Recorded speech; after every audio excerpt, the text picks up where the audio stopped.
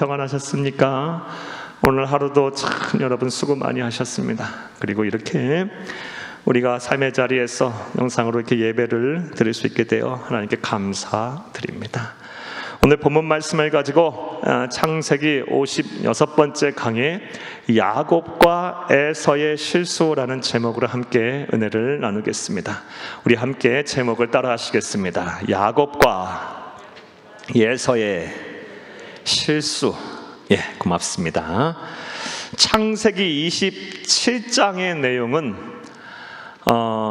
믿음의 조상이라고 하는 사람들이 하나님 앞에서 또 세상 앞에서 실수를 하는 내용에 대한 이야기입니다. 그 믿음의 조상이 누굽니까?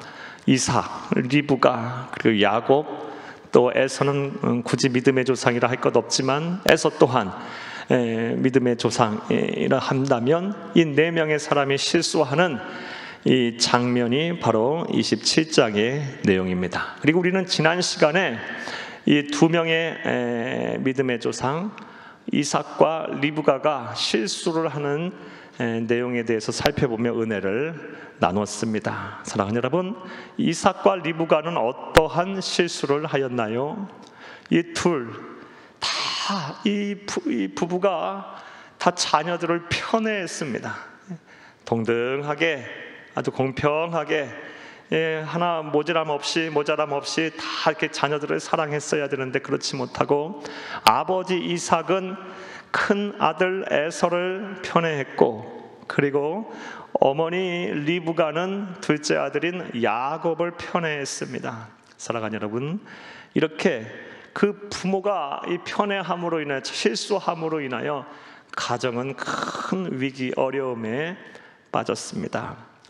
아버지 이삭에 대해서 먼저 살펴보면 이 이삭은 에서를 편애하면서 영적 분별력을 상실했습니다. 그래서 하나님의 뜻이 야곱에게 있는 줄 알면서 하나님은 야곱을 통해서 구속의 쌀의 그런 계보를 이어가실 것임을 하나님께서 분명히 말씀하셨던 것을 알면서도 자신의 뜻대로 에서를 장자의 명분을, 에서에게 장자의 명분을 주고 그를 축복하려고 하였습니다. 이것은 분명 하나님의 말씀에 불순종한 것입니다. 또한 하나님의 뜻을 거스리는 행동입니다. 이삭은 큰 실수를 했던 것입니다. 또 어머니 리브가는 어떠했습니까? 역시 어머니 리브가 역시 야곱을 편애한 나머지 큰 실수를 저질렀는데, 물론 야곱을 통해서 구속사의 이런 계보를 이어가려고 했던 리브가의 행동은 칭찬을 받을 만은 합니다. 그것이 하나님의 뜻을 이루는 것이었기 때문입니다. 하지만 그런 하나님의 뜻을 이루어가는 데 있어서 리브가는 하나님의 방법이 아닌 인간의 방법을 사용했어요. 수단과 방법을 가리지 않고 그것을 이루려고 했어요. 사랑하는 여러분, 하나님의 백성은 결과만 좋아서도 안 되고 수단과 방법을 통해서 이 결과를 좋게 하려고 하는, 원하는 바를 이루려 해서 안 되고 그 과정 또한 선해야 할 줄로 믿습니다. 우리는 하나님의 은혜와 하나님의 뜻에 따라 하나님의 말씀을 지켜가며 인간의 선한 양심에 따라서, 말씀에 따라서 하나님의 뜻하신, 우리에게 허락하신 바를 다 이루어야 할 줄로 믿습니다. 이것이 리브가의 실수였습니다. 이 리브가와 이삭이 이렇게 실수함으로 인해서 형제지간이, 우리가 오늘 그리고 또 앞으로도 살펴보겠지만 철천지 원수가 됐어요. 그리고 야곱은 평생을 도망자의 신분으로 살아야 했고, 사랑하는 여러분, 그렇게 했다 한다면 가정은 또 어떻겠어요? 또 이삭과 리브가의 관계는 또 어떠했겠습니까? 가정이 생지옥이었을 거예요. 얼마나 서로가 서로를 미워하고 원망하고 또 막 후회하며 막 마음의 상처를 갖고 살았겠습니까? 이 모든 것이 이삭과 리브가로부터 시작된 실수로부터 시작된 결과였습니다. 이런 이삭과 리브가의 실수를 우리가 반면교사 삼아 우리는 영적 교훈으로 삼고 우리 믿음의 조상의 하나님의 믿음의 조상인 이삭과 리브가가 아닌 우리에게 보여주는 그런 삶이 아닌 그런 다른 삶을 사는 참된 성도가 되어야 할 줄로 믿습니다. 자, 오늘 본문 말씀은 이제 이삭과 리브가의 실수를 우리 지난주에 살펴봤고 오늘은 야곱과 에서가 실수한 장면에 대해서 우리가 보게 됩니다. 오늘도 야곱과 에서의 실수 장면을 통해서 우리에게 주실 영적 교훈을 찾으며 은혜를 나누겠습니다. 큰 은혜가 되시기를 간절히 바랍니다. 할렐루야. 먼저 18절부터 우리가 27절까지의 말씀을 보겠는데 18절부터 27절까지의 말씀은 야곱이 실수한 내용에 대한 기록입니다. 야곱은 어떠한 실수를 했느냐? 먼저 내용부터 여러분에게 말씀을 드리고 우리가 성경을 볼 텐데 내용부터 말씀을 드리면 먼저 첫 번째로 야곱은 거짓말을 했습니다. 거짓말을 한 번 한 것도 아니고 계속해서 거짓말은 또 거짓말을 낳고 더 큰 거짓말을 낳고 계속해서 하나님 앞에 그리고 아버지 이삭 앞에 거짓말을 하는 것을 보게 됩니다. 이것은 야곱의 실수였습니다. 야곱은 분명 하나님의 선택을 받은 하나님의 자녀고 하나님께서 그 행하시려는 구속사의 원대한 그런 계획을 이루어야 할 믿음의 조상이었음에 분명합니다. 그렇다면 하나님의 방법대로 그가 일을 행해야 되는데 그렇지 못했어요. 거짓말을 했습니다. 사랑하는 여러분, 그가 어떠한 거짓말을 했는지 우리 본문 말씀을 통해서 이제 살펴보겠습니다. 먼저 18절에서 20절 말씀을 함께 읽겠습니다. 야곱이 아버지에게 나아가서 내 아버지여 하고 부르니 이르되 내가 여기 있노라. 내 아들아 네가 누구냐. 아버지에게 나아갔을 때 이삭이 묻습니다. 네가 누구냐.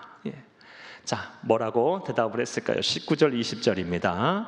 야곱이 아버지에게 대답하되 나는 아버지의 맏아들 에서로소이다. 아버지께서 내게 명하신 대로 내가 하였사오니 원하건대 일어나 앉아서 내가 사냥한 고기를 잡수시고 아버지 마음껏 내게 축복하소서. 20절입니다. 이삭이 그의 아들에게 이르되 내 아들아 네가 어떻게 이같이 속히 잡았느냐. 그가 이르되 아버지 하나님 여호와께서 나로 순조롭게 만나게 하셨음이니이다. 아멘. 먼저 어떠한 거짓말을 했습니까? 목소리를 변조했어요. 아버지가 네가 누구냐? 라고 물었을 때 제가 에서입니다 라고 목소리를 바꿔서 변조해서 아마 성대모사를 했겠죠.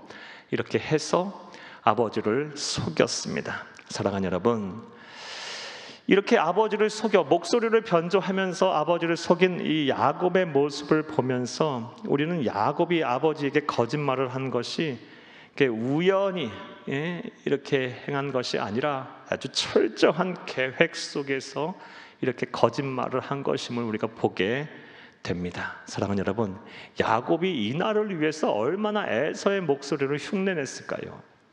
얼마나 연습을 했을까요? 따라서 이것은 아주 계획적인 범죄입니다. 범행이에요. 아주 질이 나빠요. 죄질이 나쁩니다. 큰 실수를 한 것입니다. 먼저 그는 음성을 변조하면서 아버지에게 또 하나님에게 거짓말을 했습니다. 또 그가 어떠한 거짓말을 했을까요? 21절부터 우리 23절까지 말씀을 함께 보겠습니다. 21절에서 23절 말씀입니다.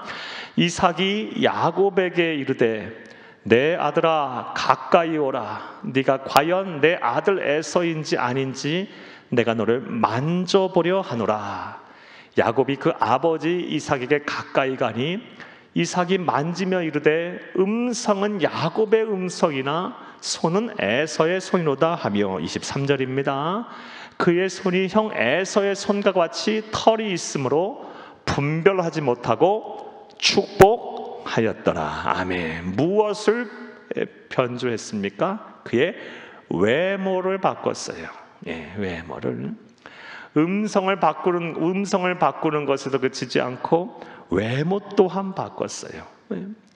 우리가 지난 시간에 살펴본 대로 이 창세기 27장 16절 말씀에 보면 어머니 리브가와 함께 짜고 형 에서는 털이 많은 관계로 만약에 아버지가 야곱을 만졌을 때 들통나지 않겠느냐라고 할 때 어떠한 계획을 세웠습니까? 27장 16절 말씀에 보면 염소 가죽을 가져다가 매끈매끈한 부분, 이 목이나 손에 이게 둘렀다라고 성경은 기록을 하고 있어요. 이 또한 계획적으로 거짓말을 한 거예요. 아주 죄질이 나쁩니다. 어쩌다가 정말 한번 상황을 모면하고자 사람 실수로 거짓말할 수 있어요. 그것도 물론 죄고 나쁜 행동이지만 이렇게 야곱같이 아주 계획적으로 오랜 시간 준비해서 짜고 아주 한 범죄는 아주 거짓말은 참 죄질이 나쁜 죄라고 볼 수가 있습니다. 두 번째로 그는 어떠한 거짓말을 했습니까? 외모를 그의 형처럼 변조했어요. 이것도 아주 질이 나쁜 거짓말입니다. 또 그는 어떠한 거짓말을 하고 있을까요? 우리 24절에서 27절 말씀을 함께 읽겠습니다. 이삭이 이르되 네가 참 내 아들 에서냐? 그가 대답하되 그러하니이다. 이삭이 이르되 내게로 가져오라. 내 아들이 사냥한 고기를 먹고 내 마음껏 내게 축복하리라. 야곱이 그에게로 가져가매 그가 먹고 또 포도주를 가져가매 그가 마시고. 26절입니다. 그의 아버지 이삭이 그에게 이르되 내 아들아 가까이 와서 내게 입맞추라. 그가 가까이 가서 그에게 입맞추니 아버지가 그의 옷에 향취를 맡고 그에게 축복하여 이르되 내 아들의 향취는 여호와께서 복주신 밭의 향취로다. 아멘. 그러니까 아무리 이삭이 나이가 들고 또 눈이 앞이 보이지가 않는다 할지라도 뭔가 지금 낌새가 이상한 거예요. 뭔가 지금 의심이 가는 거예요. 그러니까 계속해서 지금 묻습니다. 계속해서 확인합니다. 음성을 들으니 아닌 것 같고 맞는 것도 같고 아닌 것도 같고. 그래서 가까이 오라 해서 만져봤어요. 외모를 변조했으니 음성은 분명히 아닌 것 같긴 것도 같고 아닌 것도 같은데 외모를 만져보니 또 맞는 것도 같아요. 그런데 그래도 뭔가가 좀 수상한 거예요.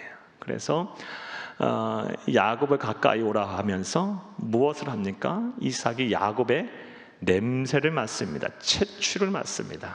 성경은 향취라고 나왔는데 채취를 맡아요.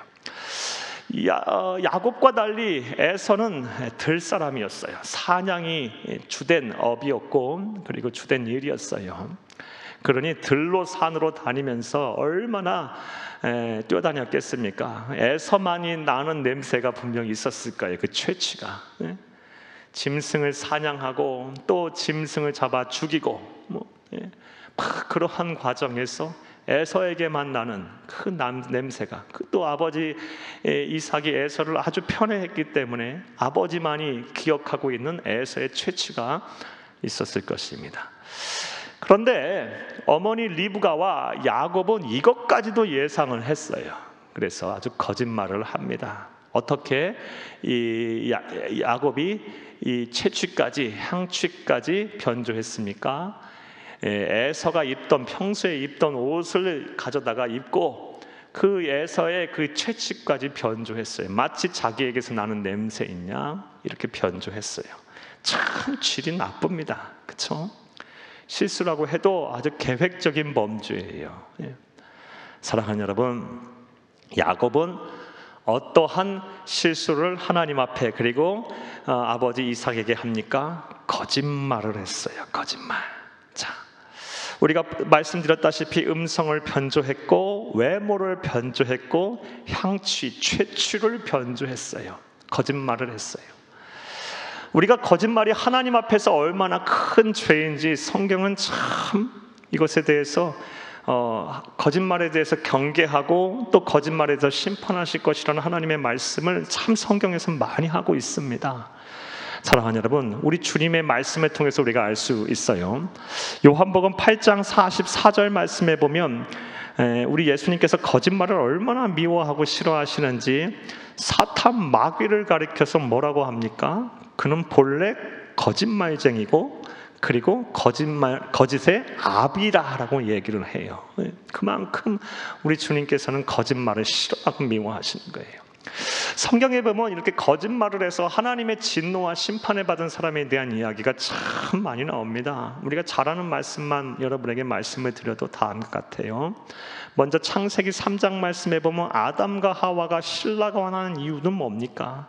이 또한 거짓으로 변명했기 때문에 그래요. 또 구약성경 그렇다면 신약성경 말씀에 보게 되면 신약성경 사도행전 5장 말씀에 보면 이 초대교회 모든 교회의 모교회라고 할 수 있는 예루살렘 교회의 개척 멤버이자 기둥과 같은 성도였던 아나니아와 삽비라 집사가 이 두 부부가 하나님 앞에 예물을 드려요. 여러분, 예물을 안 드리는 사람도 많은데 예물을 드려요. 예물을 드리는 참 귀한 행동 아닙니까? 그런데 이 둘이 급사를 해요. 하나님의 진노를 받아. 그 이유가 무엇입니까? 거짓말했기 때문에 그래요. 하나님 앞에 다 드린다고 했고 또 이것이 다라고 이야기하고서 아니요, 일부를 숨겨놨어요. 너무 아까운 마음이 들었어. 인간의 욕심을 버리지 못해서.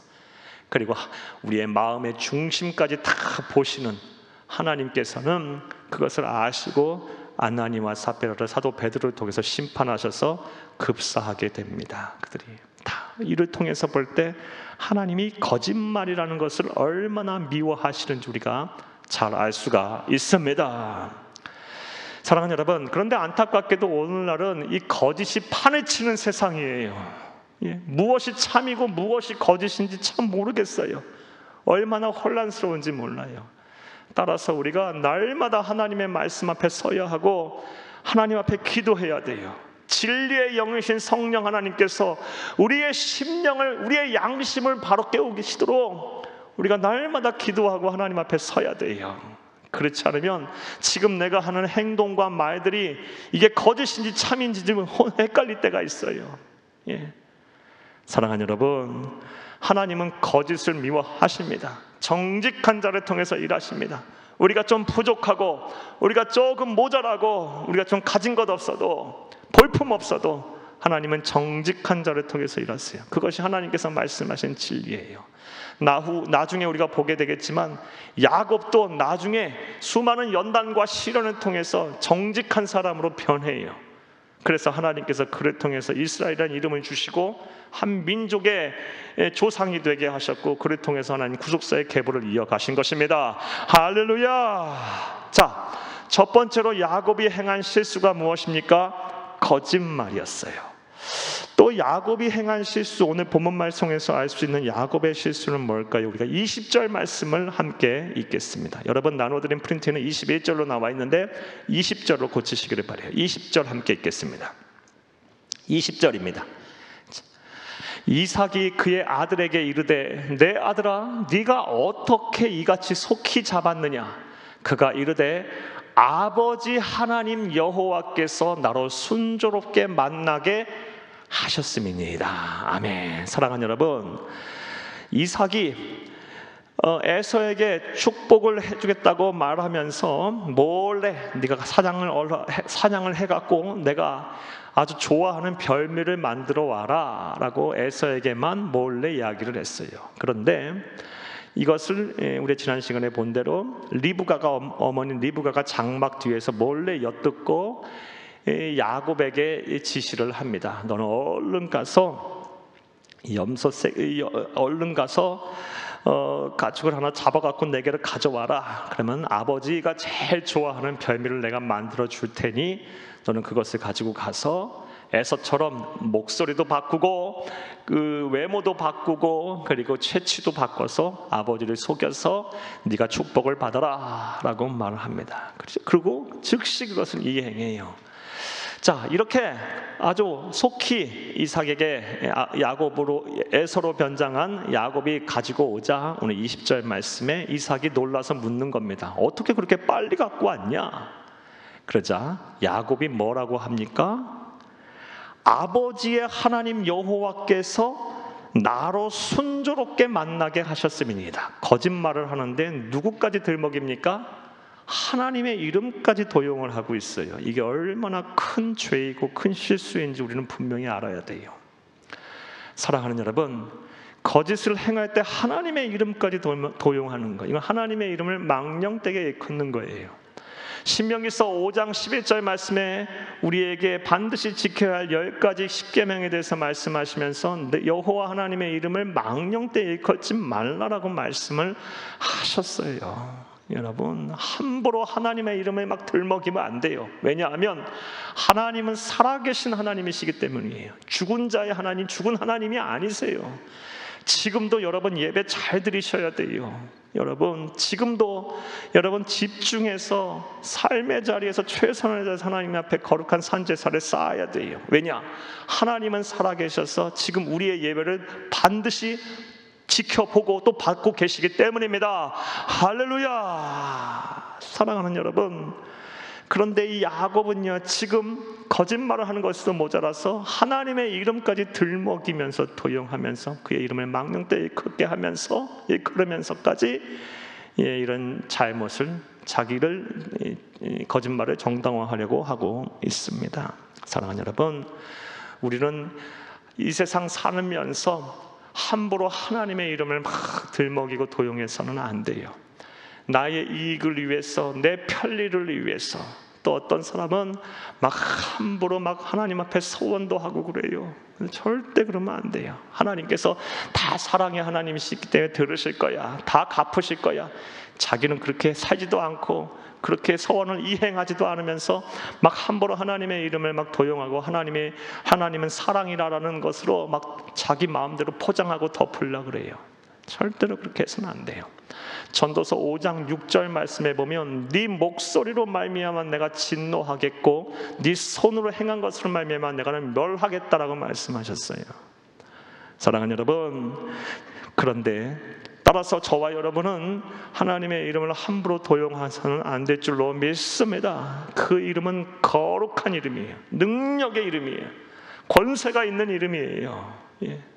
하나님은 우리의 신앙의 대상이지 우리의 장난감이나 놀이개가 아니에요. 우리의 삶을 편리하게 하는 도구가 아니에요. 하나님은 천하 우주 만물을 창조하신 창조주이고 우리의 심판의 주권자이시며 구원의 주인이세요. 우리의 생명의, 우리의 삶의 주인이세요. 할렐루야. 자, 그런데 이삭은 지금 하나님의 이름까지 도용하면서 자신의 거짓말을 정당화하고 있습니다. 야곱의 큰 실수입니다. 자, 우리가 앞으로 이렇게 거짓말, 인간적인 실수를 한 이 야곱을 통해서 야곱이 어떠한 그 거짓말을 한 대가를 우리가 받게 됐는지는 앞으로 우리가 계속 야곱을 살펴보면서 우리가 알게 될 거예요. 간단하게 말씀을 드리면 야곱은 자기 존재를 완전히 잊어버려요. 오늘 본문 말씀은 몇 가지 한번 찾아볼까요? 19절 말씀 한번 먼저 읽겠습니다. 19절, 야곱이 아버지에게 대답하되 나는 아버지의 맏아들 에서로소이다. 아멘. 사랑하는 여러분, 야곱이 조금이라도 신앙인이라면 야곱이 이 시점에서 조금이라도 성숙한 신앙인이라면 자기 정체성을 분명히 밝혔을 거예요. 야곱이 태어나면서부터 이 시점까지 성장하기까지 지금 야곱은 어린 아이가 아니에요. 이미 40이 넘었어요. 장성한 사람이에요. 이 야곱이 이 시점에서, 사랑하는 여러분, 이 성숙한 신앙인이었다면 자기 정체성을 분명히 밝혔을 거예요. 왜냐? 어려서부터 어머니 리브가를 통해서 얼마나 많은 이야기를 들었겠어요. 네가 바로 선택을 받은 사람이다. 너는 따라서 몸과 마음을 바르게 해야 된다.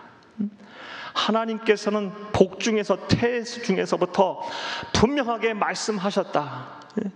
큰 자가 어린 자를 섬길 거다. 네가 바로 선택을 받은 사람이다. 분명하게 아주 수도 없이 귀에 못이 박히도록 얘기했을 거예요. 그런데 이 시점에서 야곱은 어떻게 행동합니까? 자기가 없어요. 자기 정체성이 없어요. 에서로소이다. 24절 말씀도 보겠습니다. 24절입니다. 이삭이 이르되 네가 참 아들 에서냐? 얼마나 마음이 막 떨렸겠어요. 얼마나 두근두근했겠습니까? 그가 대답하되 그러하나이다 하니이다. 사랑하는 여러분, 야곱은 이후로도 한동안 자기 정체성, 자기 존재가 없이 살아요. 이후 다음 시간에 보게 되면 이제 야곱이 도망갑니다. 형 에서의 이 칼을 피해서 이 살기등등한 이 에서의 보복이 두려워서 무려 약 800km 약 떨어진 곳까지 막 도망가요. 그리고 자기 정체성, 자기 존재가 없이 한동안 이렇게 살아요. 사랑하는 여러분, 여러분 사기꾼, 여러분 거짓말쟁이가 자기 정체성 있는 거 봤어요? 이 사람이 누군지 몰라요. 진짜 자기의 모습은 없어요. 그것이 얼마나 불행한 건지 여러분 우리는 분명히 알아야 돼요. 예. 하나님은 저와 여러분 한 분 한 분을 얼마나 존귀하게 만들었는지 몰라요. 그리고 하나님은 저와 여러분 한 분 한 분에게 다 계획이 있으세요. 그런데 우리가 거짓말을 행하고 그래서 자기 정체성이 없고 자기 존재가 하나도 없는 상태로 산다? 이거는 하나님의 창조의 섭리와 하나님 나를 향하신 하나님의 계획과 전혀 무관한 삶을 사는 것과도 같아요. 이렇게 하나님 앞에 또 아버지 이삭에게 거짓말한 대가는 야곱에게 아주 참담했어요. 한동안 꽤 오랫동안 자기 존재가 없었어요. 자, 또 야곱이 이렇게 거짓된 삶을 산 것으로 인하여서 그는 어떠한 결과를 받게 됐나요? 사랑하는 여러분, 아주 고독한 삶을 살게 됐어요. 일평생을 고독하게 살아요. 예. 사랑하는 여러분, 이것은 우리의 삶의 현장에서 잘 알 수 있어요. 여러분, 거짓말하는 사람, 또 이렇게 막 남 등쳐먹고 사기치는 사람, 남의 눈에 피눈물 나게 하는 사람, 좀 진실해 보이지 못하는 사람, 그 사람 주변에 사람들이 있습니까? 아니요. 항상 외톨이에요. 항상 자기 혼자예요. 마찬가지로 야곱도 그렇게 살았어요. 평생을 외톨이로 살았어요. 이거는 바로 하나님의 방법이 아닌 자기의 방법으로, 이렇게 인간적인 방법으로 거짓을 행하고 하나님의 이름까지 도용하면서 거짓말을 했던 그 대가였어요. 평생 외롭게 살았어요. 인간은 더불어 살아야 행복한 거예요. 인간은 사회적 동물이에요. 호모 사피엔스. 사랑하는 여러분, 따라서 가정이 화목해야 인간은 화목한 거고요, 행복한 거고, 교회가 평안하고 교회가 안녕해야 사람은 교회를 이루고 있는 형제 자매들의 삶이 행복하고 안녕한 거예요. 이 나라 이 민족 다 마찬가지예요. 우리만 행복한다고 해서 우리만 편하게 살 수 있다고 살 수 있는 것이 아니에요. 나라와 민족, 우리 사회가 또 편안해야 우리가 또 행복을 누릴 수가 있는 거예요. 사랑하는 여러분, 그런데 이렇게 거짓된 삶을 살게 되면 항상 외톨이로 고독한 삶을 살게 됩니다. 이러한 이 야곱의 전철을 밟는 저와 여러분이 돼서는 안 될 줄로 믿습니다. 저는 지금까지 야곱이 행한 실수에 대해서 말씀을 여러분에게 드렸습니다. 먼저 첫 번째로 거짓말을 했고, 또 그 거짓을 정당화하기 위해서 하나님의 이름까지 도용하는 그런 실수를 저질렀습니다. 자, 지금까지가 이제 27절까지의 말씀이고, 이제 28절과 29절 말씀을 읽겠습니다. 28절, 29절 말씀 내용부터 말씀을 여러분에게 드리면, 28절과 29절은 이제 이삭이 야곱에게 속았어요. 음성도 비슷하고, 또 만져보니 외모도 비슷하고, 또 냄새도 비슷해요. 채취도 비슷해요. 그래서 이제 막 축복을 하는 장면이 28절, 29절 내용입니다. 우리 야곱에게, 에서로 가정한 야곱에게 이삭이 어떤 내용을 축복했는지 한번 살펴보겠습니다. 우리 28절과 29절을 함께 읽겠습니다. 하나님은 하늘의 이슬과 땅의 기름짐이며 풍성한 곡식과 포도주를 내게 주시기를 원하노라. 29절입니다. 만민이 너를 섬기고 열국이 네게 굴복하리니 네가 형제들의 주가 되고 네 어머니의 아들들이 네게 굴복하며 너를 저주하는 자는 저주를 받고 너를 축복하는 자는 복을 받기를 원하노라. 아멘. 28절 29절은 이 이삭이 야곱에게 축복을 한 내용입니다. 자, 근데 이 내용을 살펴보기에 앞서서 우리가 이 이삭이 야곱에게 행한, 그리고 야곱이 이삭을 통해서 받은 이 복을, 축복의 장면을 보면서 우리가 반드시 또 깨닫고 마음에 새겨야 될 진리가 하나 더 있어요. 그것이 무엇이냐? 사랑하는 여러분, 믿음의 부모는 자녀를 향해서 반드시 해야 할 의무가 하나 있습니다. 그 의무가 무엇이냐? 믿음의 부모는 믿음의 자녀를 향해서 반드시 해야 될 그 의무가 있는데, 그게 무엇이냐? 바로 자녀를 축복하는 거예요. 이것은 언제까지 하는 것이냐? 부모가 이 세상에서의 삶을 다 하는 날까지, 천국 가는 그날까지 자녀를 축복해야 될 의무가 있습니다. 이 사명을 온전히 감당하는 저와 여러분이 되어야 될 줄로 믿습니다. 지금 이삭은 물론 이후로도 50년 이상 더 살지만, 사랑하는 여러분, 이 시점에서 이삭은 곧 죽을 줄 알았어요. 그래서 지금 이 자녀를 계속 그동안 축복해왔고, 마지막 때에 이르러 더 큰 복을, 축복을 빌려고 이런 일을 행한 것입니다. 따라서 이 믿음의 부모인 우리들은 우리 자녀들을 향해서 날마다 축복을 해야 합니다. 여러분, 복의 근원이신 하나님 앞에 우리의 자녀들, 우리의 아들, 딸들을 위해서 날마다 복을 비시기를 간절히 주의 이름으로 축복합니다. 내 품 안에 지금 자녀가 있다면 날마다 그 자녀를 위해서 기도해 주세요.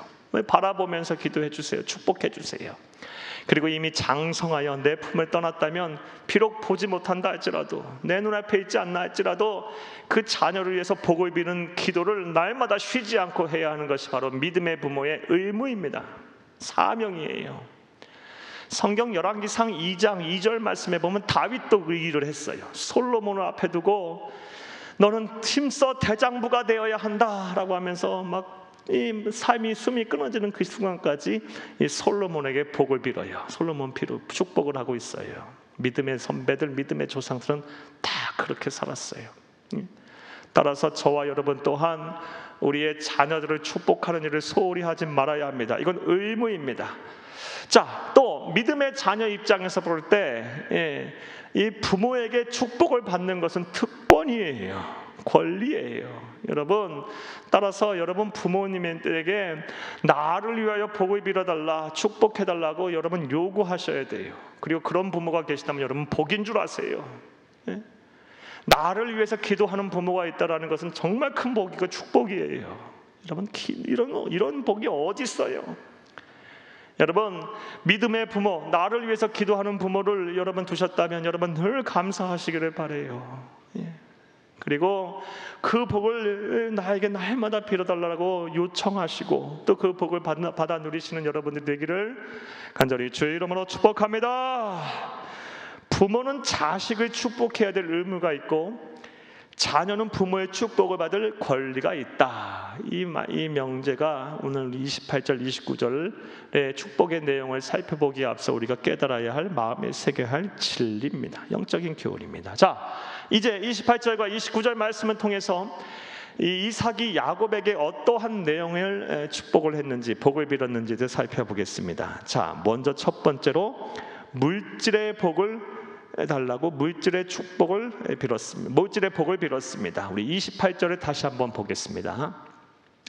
하나님은 하늘의 이슬과 땅의 기름짐이며 풍성한 곡식과 포도주를 내게 주시기를 원하노라. 너 아주 잘 살기를 내가 하나님 바란다. 하나님께서 그 복을 너에게 주실 것이다. 아주 부자로 살면서 여유 있게 살면서 곳간이 풍성하게 차고 넘치는 복이 네게 있기를 나는 하나님께 내가 복을 빈다라고 이삭이 야곱에게 이런 물질의 복을 빌고 있어요. 사랑하는 여러분, 이 복이 어떻게 성취되었는지 약속의 성취된 말씀 또한 살펴보겠습니다. 신명기 33장 28절 말씀입니다. 이스라엘이 안전히 거하며 야곱의 샘은 곡식과 새 포도주의 땅에 홀로 있나니 곧 그의 하늘이 이슬이 내리는 곳으로다. 아멘. 사랑하는 여러분, 후세에 야곱의 자손들이 다 이런 복을 받았어요. 이 말씀을 통해서 우리는 뭘 알 수 있습니까?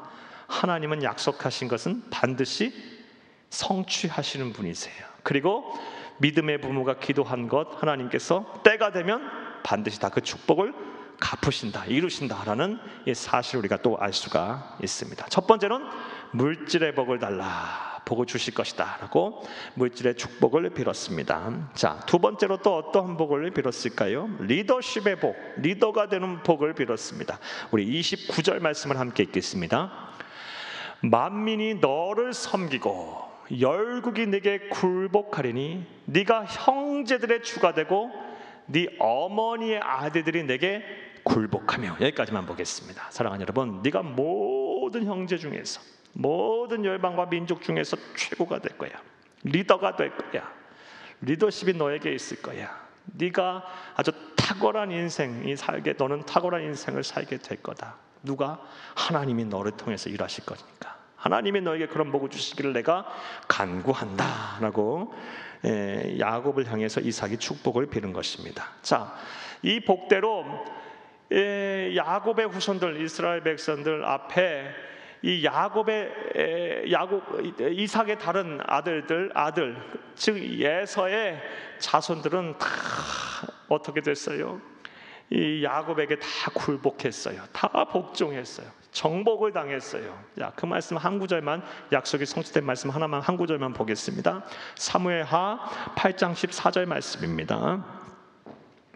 다윗이 에돔의 수비대를 두되 온 에돔의 수비대를 두니 에돔 사람이 다 다윗의 종이 되니라.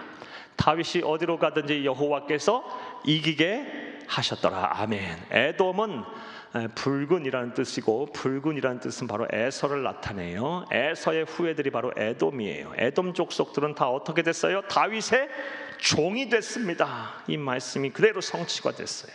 예. 사랑하는 여러분, 여러분의 자녀에게도 이런 복을 빌세요. 여러분, 먼저는 아주 물질의 축복을 줘서 네가 많은 사람에게 베풀고도 남음이 있기에 하나님께서 그런 복을 주시기를 내가 바란다. 날마다 간구하고 기도하시고, 그리고 또 너는 아주 탁월한 삶을 살아서 많은 사람들의 우두머리가 되고 리더가 돼서 너를 통해서 수많은 사람들이 영향을 받고 너를 중심으로 많은 사람들이 복을 받기를 내가 간구하고 원한다. 하나님께서 그런 복을 내게 주시기를 내가 간구한다 라고 날마다 축복을 하세요. 날마다 자녀들을 위해서 복을 비세요.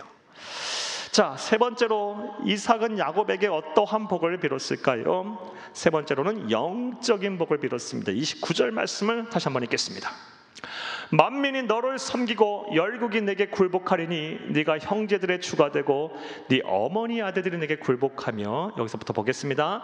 너를 저주하는 자는 저주를 받고 너를 축복하는 자는 복을 받기를 원하노라. 아멘. 이건 영적인 복이에요. 웬만한 영성이 없으면 이렇게 안 되겠죠. 여러분, 영성 있는 사람이 기도해야 믿는 자의 능력이 나타나서, 기도의 능력이 나타나서 기도가 현실로 이루어지는 거예요. 하나님은 영성을 갖춘 사람을 통해서 일하세요. 예. 사랑하는 여러분, 야곱에게 이러한 복을 임하기를 이삭이 간구했던 것처럼 우리 또한 우리의 자녀들에게 이러한 복이 임하도록 우리가 날마다 축복해야 될 줄로 믿습니다. 자, 이 복이 어떻게 성취됐는지도 또 살펴보겠습니다. 창세기 35장 10절에서 11절 말씀입니다.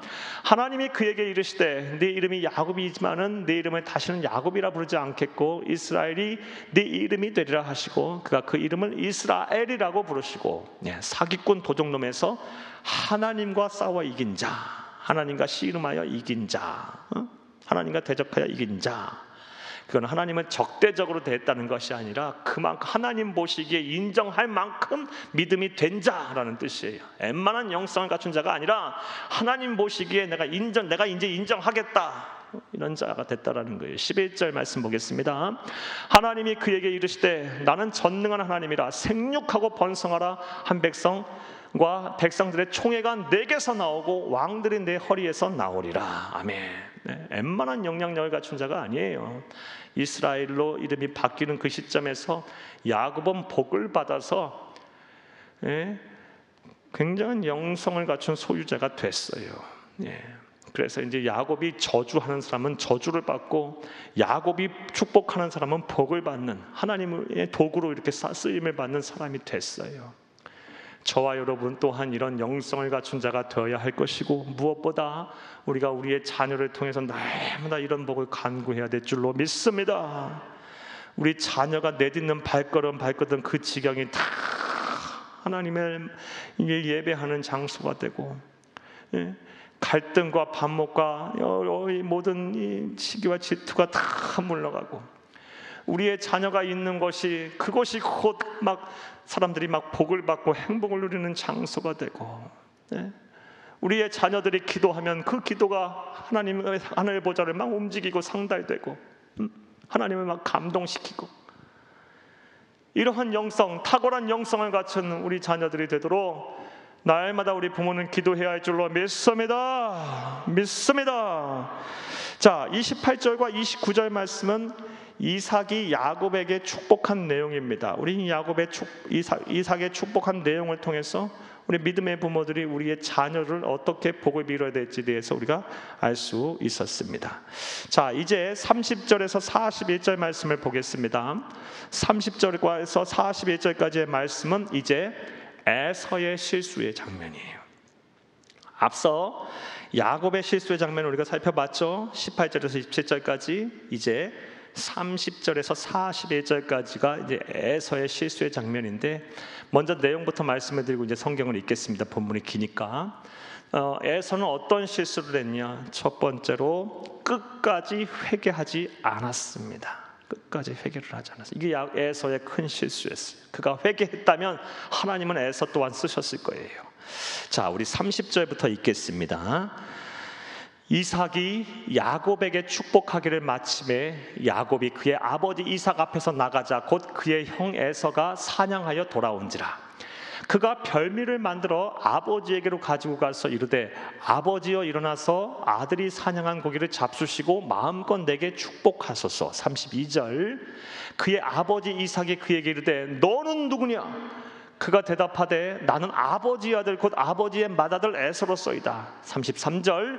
이삭이 심히 크게 떨며 이르되 그러면 사냥한 고기를 내게로 가져온 자가 누구냐? 네가 오기 전에 네가 다 먹고 그를 위하여 축복하였은즉 그가 반드시 복을 받을 것이니라. 아멘요. 33절 가만히 떠보시면 우리 33절에서 우리가 해결하고 가야 될 아주 중요한 구절이 있습니다. 이삭이 심히 크게 떨며, 이 구절을 해석을 하고 가야 이 뒷이야기들이 이제 이해가 되는 거예요. 사랑하는 여러분, 자, 이삭은 무엇 때문에, 누구 때문에 크게 떨었을까요? 에서가 두려워서? 야곱이 두려워서? 자신의 행한 죄가 후회가 돼서? 아니요. 지금 33절 시점에서 이삭이 크게 심히 떠는 이유는 하나님이 두려워서예요. 하나님이 두려워서. 사랑하는 여러분, 이삭도 분명히 에서가 아니라 야곱을 통해서 하나님께서는 이 믿음의 조상의 계보를 이어갈 거라는 것을 알고 있었어요. 이미 복중에서, 태 중에서 그들이 태어나기 전, 쌍둥이들이 태어나기 전부터 하나님은 이 이삭과 리브가에게 분명히 고지하셨어요. 말씀하셨어요. 알고 있었어요. 마음에 두고 있었어요. 하지만 이삭은 나이가 들어감에 따라 또 에서를 편애하면서 영적 분별력을 상실했었어요. 그런데 이게 웬걸? 하나님이 그거를 완전히 뒤집어 엎어버린 거예요. 그래서 불의한 방법이지만 이 에서가 아니라 야곱이 에서를 가장하고 와서 다 복을 받아버린 거예요. 그리고 나서 이삭은 깨달은 거예요. 아, 하나님이 이런 방법을 통해서 일하신 거구나. 그리고 나서 자신의 과오가 이제 떠오른 거예요. 상실했던, 편애하고 에서를 편애함으로 인하여서 또 나이가 들고 병이 들어서 상실했던 영적 분별력이 다시 났어요. 하나님이 두려워진 거예요. 하나님이 하신 일이 두려워졌어요. 자, 이렇게 해석을 할 수 있으면 다음과 같은 이유 때문이에요. 사랑하는 여러분, 우리가 이 본문의 내용을 보면서 이러한 의문을 가질 수가 있어요. 지금 야곱과 이 이삭이 복을 빌고 또 복을 주는 그 장면은 이 둘만 은밀하게 이루어진 일이에요. 자, 그렇다면 아무도 모르고 있는데 에서가 또 왔다면 이삭은 입을 싹 씻고 그래, 네가 진짜 에서니까 너에게 복 주마 이렇게 해도 돼요. 하지만 이후의 장면에 보게 되면 이삭은 절대로 그렇지 않아요. 이제 다 끝났다. 내가 너에게 줄 복이 없다. 이제 끝났다. 평상시 앞에서의 이삭의 모습이라면 자식 에서를 편애하고 사랑해서 영적 분별력을 상실해서 그래, 네가 진짜 에서구나, 너에게 복 주마 이렇게 뒤집어 엎었을 수 있어요. 누가 본 사람도 없어요. 아무도 없어요. 하지만 이삭은 그렇지 않아요. 왜요? 하나님이 두려웠으니까요. 하나님이 두려워진 거예요. 하나님이 이렇게 그 옛날 예언했던 말씀을 이렇게 해서 이루시고 가시는구나. 내가 그동안 잘못했구나. 이삭은 분명히 깨달았어요. 그래서 심히 두려웠던 것입니다. 자, 계속 말씀 이어가 보겠습니다. 34절 말씀을 읽겠습니다. 에서가 그의 아버지의 말을 듣고 소리내어 울며 아버지에게 이르되 내 아버지여 내게 축복하소서, 내게도 그리하소서. 이삭이 이르되 네 아우가 와서 속여 네 복을 빼앗았도다. 36절 에서가 이르되 그의 이름을 야곱이라 함이 합당하지 아니하나이까 하니까 그가 나를 속임이 이것이 두 번째니이다.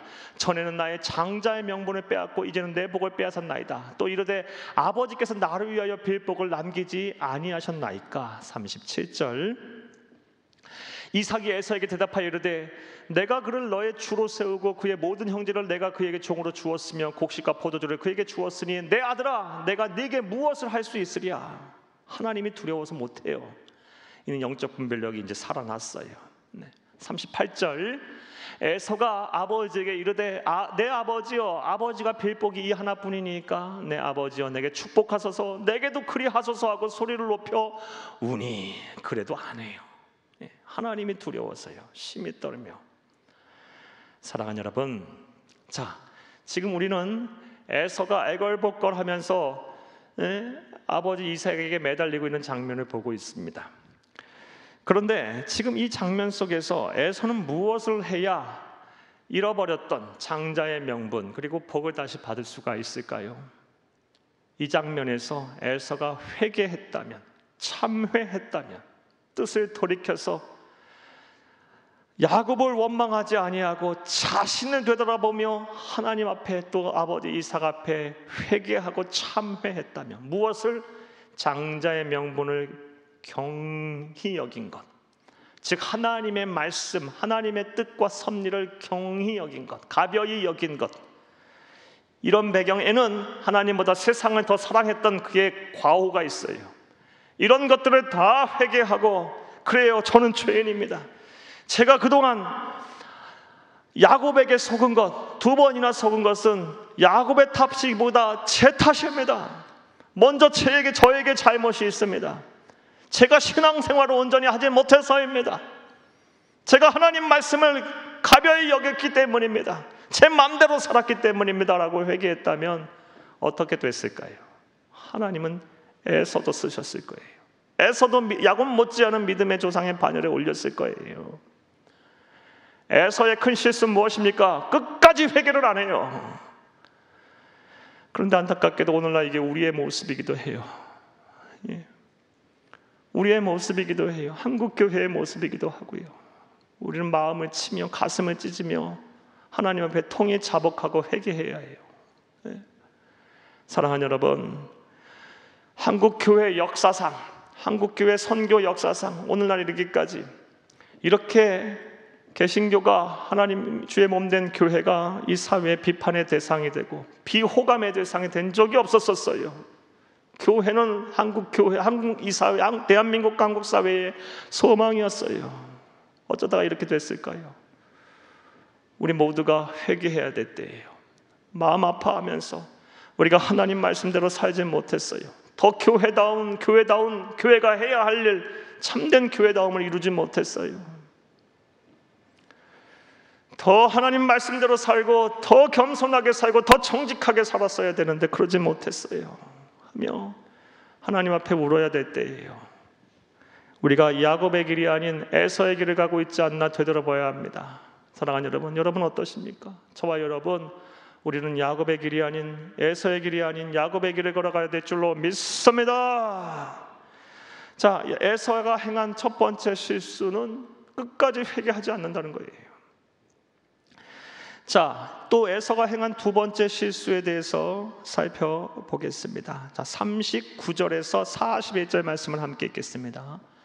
그 아버지 이삭이 그에게 대답하여 이르되 네 주소는 땅의 기름짐에서 멀고 내리는 하늘 이슬에서 멀 것이며 너는 칼을 믿고 생활하겠고 네 아우를 섬길 것이며 네가 매임을 벗을 때에는 그 멍에를 네 목에서 떨쳐버리리라 하였더라. 아멘. 39절 40절 먼저 보게 되면요, 이 두 구절 말씀은 에서가 막 애걸복걸하면 내게 남겨진 복은 없습니까? 했더니 마지못해서 이삭이 에서에게 복을 주는 장면이에요. 근데 이게 복입니까? 저주죠. 39절에서 40절 말씀 크게 요약하면 세 가지예요. 먼저 너는 황폐한 곳에서 살게 될 거야. 네 후손들 다 황폐한 곳에서 살게 될 거야. 두 번째, 너와 네 후손들은 칼을 믿고 살 거야. 날마다 피 튀기는 삶을 산다는 거예요. 폭력이 난무하는 삶, 이런 삶을, 전쟁이 끊이지 않는 삶을 살 거야. 세 번째 요약하면 네 아우 야곱을 섬기게 될 거야. 이게 복입니까? 저주죠. 사랑하는 여러분, 마지못해서 행한 축복이 바로 이거였어요. 이 말씀 그대로 성취됩니다. 시간이 없어서 간단히 말씀으로 대신할게요. 성경을 안 찾아보고. 자, 어떻게 성취가 됐냐? 이후 이 출애굽을 이제 이후에, 한참 이후에 시간이 흐른 뒤에 이스라엘 백성들이 430년간 애굽에서 종노릇하다가 이제 출애굽을 해요.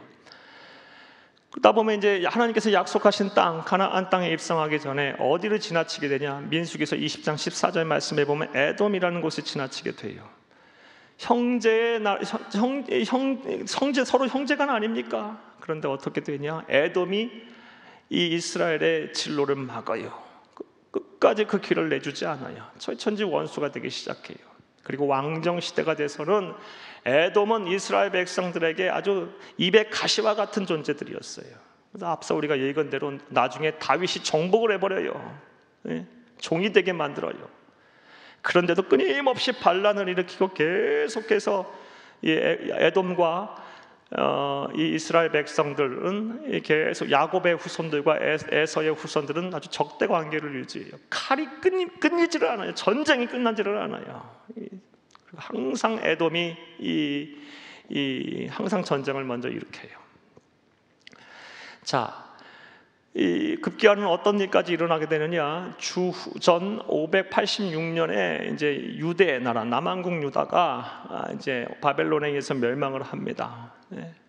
예루살렘에 성이 있는, 예루살렘 성전이 있는 예루살렘이 과연 망할까? 신의 도성이 과연 멸망할까? 아무도 믿지 않았어요. 거짓 선지자들은 멸망하지 않는다고 다 했어요. 하지만 하나님을 떠난 백성들을 하나님이 심판하셨어요. 바벨론이라는 이방 나라를 통해서 완전하게 처참하게 다 잿더미 되게 하셨어요. 그런데 그 앞에 선두에 세운 민족이 누군지를 아십니까? 용병으로 에돔 족속들을 고용했어요. 그래서 에돔 족속들이 이 이스라엘 백성들을 완전히 도륙을 하고 바벨론의 개가 돼서 얼마나 많은 사람들을 죽이고 학살한지 몰라요. 그래서 나중에 이르러서 하나님께서 이 에돔의 잔악성을 위해서 이제 심판을 예고하시고 심판을 하시겠다고 예고하고 예언하신 말씀이 바로 성경, 구약 성경 오바댜예요. 오바댜. 한 장으로 이루어진 성경, 우리 거의 언급을 안 하는 성경이죠. 그 오바댜 내용이 뭐냐? 에돔에 대한 심판의 예언과 또 그 심판의 말씀이에요. 그리고 그 말씀대로 에돔 족속은 역사상에서 사라졌어요. 에서의 후손들은 완전히 사라졌어요. 사랑하는 여러분, 하나님은 말씀하신 것을 반드시 이루시는 분이심을 믿으시기를 간절히 주의 이름으로 축복합니다. 자, 에서의 두 번째 실수는 41절에 나옵니다. 41절 함께 읽겠습니다. 그의 아버지가 야곱에게 축복한 그 축복으로 말미암아 에서가 야곱을 미워하여 심중에 이르기를 아버지를 곡할 때가 가까웠은즉 내가 내 아우 야곱을 죽이리라 하였더니 아멘. 어떻게 됩니까? 분노가 더 끌어올라요. 그래서 야곱을 죽이려고 합니다. 형제를 미워하고 살인하려고 해요. 이게 에서의 두 번째 실수예요. 사랑하는 여러분, 성경 말씀에 보면 형제를 사랑하라, 내 형제 자매를 사랑하라, 성도 간에 교우 간에 사랑해라 라는 말씀이 얼마나 많은지 몰라요. 요한일서 3장 15절 말씀에 보면 형제를 미워하는 것은 죄는 살인죄라 그랬어요. 또한 요한일서 4장 20절 말씀에 보면 형제를 사랑하지도 못하면서 어찌 하나님을 사랑할 수 있겠냐라고 말해요. 형제를 사랑해야 돼요. 이게 바로 형제자매를 사랑해야 돼요. 이게 바로 하나님이 우리에게 주신 말씀이고 명령이고 우리 구주 예수 그리스도께서 이 땅에 계신 동안 우리에게 보여주신 모습이기도 합니다. 사랑하는 여러분, 하지만 에서는요 이 야곱을 미워해요. 행여 보복을 하려면 에서는 자기의 힘과 능력으로 해서는 안 됐어요. 하나님 앞에 그것도 맡겼어야 됐어요. 로마서 12장 19절 말씀에 보면 원수를 갚는 것은 너희의 권한이 아니라 그랬어요. 하나님의 권한이에요. 하나님께서 하신다 그랬어요. 그러므로 우리는 사랑하면 되는 거예요. 용서하면 되는 거예요. 좀 힘들고 어렵겠지만 그게 우리 주님께서 우리에게 보여주신 모습이고 우리가 가야 할 길이에요. 참 힘들고 어려운 얘기죠. 내 눈에 막 피눈물 나게 하고 내 마음에 상처를 준 형제 자매를 용서하고 이해한다? 참 어려운 일이죠. 하지만 이 악물고 두 손 꼭 쥐고 기도하면서 내 안에 주신 성령 하나님을 의지하면서 우리가 걸어가야 될 길이에요. 참 힘들고 어렵지만 그게 걸어가야 되는 것이 저와 여러분의 사명의 길이고 그것이 바로 곧 하나님의 영광에 이르는 길, 에서의 길이 아닌 야곱의 길임을 믿으시기를 간절히 주의 이름으로 축복합니다. 축복합니다. 자, 에서의 두 번째 실수, 형제를 미워하고 보복하려 했던 거예요. 자, 이제 말씀 맺겠습니다. 오늘은 야곱의 실수도 보았고 에서의 실수도 보았어요. 그리고 지난주에는 이삭의 실수도 보았고 리브가의 실수도 보았어요. 자, 이렇듯 믿음의 조상들도 이렇게 실수하고 하나님 앞에 세상 앞에 죄를 짓는데 하물며 우리 같은 사람, 우리 같은 범인들, 평범한 사람들이 어찌 세상 앞에 하나님 앞에 실수 안 하고 죄 안 짓겠습니까? 예? 우리는 더하면 더하지 덜하지는 않을 거예요. 하지만 우리가 분명히 기억할 것은 하나님은 우리가 참회하고 돌아오면, 여호와께로 돌아오면 우리의 죄와 허물을, 우리의 과오를 인정하고 돌이키면, 하나님 말씀대로 살려고 노력하면 하나님은 우리의 실수를 언제든 야곱처럼 덮어주시고 야곱처럼 쓰신다는 거예요. 하나님은 사랑의 하나님이십니다. 이런 실수를 덮으시는 하나님 우리가 바라보며 행여 우리가 잘못을 지금 했다 할지라도, 우리의 과오가 크다 할지라도 하나님 앞에 다 내어놓고 마음을 쏟고 기도하며 여러분 에서의 길이 아닌 야곱의 길을 걸어가서 하나님께 복을 받는 참된 성도가 되기를 간절히 주의 이름으로 축복합니다. 축복합니다.